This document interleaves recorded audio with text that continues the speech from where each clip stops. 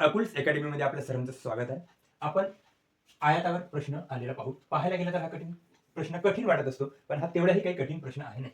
ABCD आयताचे क्षेत्रफळ किती चौरस मीटर? आपल्याला एक आयत दिलेला आहे, त्याच्यामध्ये मापे दिलेली आहे. ए आणि बी याचं माप 2 दिलेला आहे, बी आणि डी याचं माप 5 दिलेला आहे, सी आणि डीचा x आहे, ए आणि सी चा x आहे. तसं जर पाहायला गेलं तर खूप काही कठीण प्रश्न नाही, कारण मापे ऑलरेडी दिलेली आहे. बी आणि डी जर 5 असेल तर याचा अर्थ ए आणि सी चा पण माप हा 5 आहे, काऊन तर आयताच्या समोरासमोरील बाजू ह्या समान असतात, त्याच्यामुळे ए आणि सी ची बाजू 5 आहे. जर हा आपला आयत झाला, ह्या आयतामध्ये आपल्याला इथं 5 दिलेले आहे, इथं 2, इथं x ची किंमत आपल्याला काढायची आहे. ही x ची किंमत जर माहित झाली की आपल्याला क्षेत्रफळ काढता येईल. इथं आपल्याला x आहे, काही किंमत दिलेली आहे का? ही E, A, B, C आणि D. इथं पण x आहे आणि इथं पण x आहे. इथं 5 दिलेला आहे, याचा अर्थ ही 5 म्हणजे समोरासमोर संख्या ही समान असते, त्याच्यामुळे ही x पण इथं किती आहे? ह्या 1 च्या जागी आपण इथं 5 लिहू शकतो.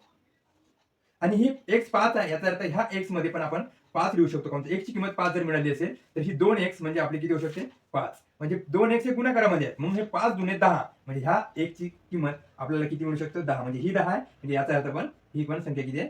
10 आहे. म्हणजे ह्या दोन्हीची किंमत किती आहे? 10 आहे.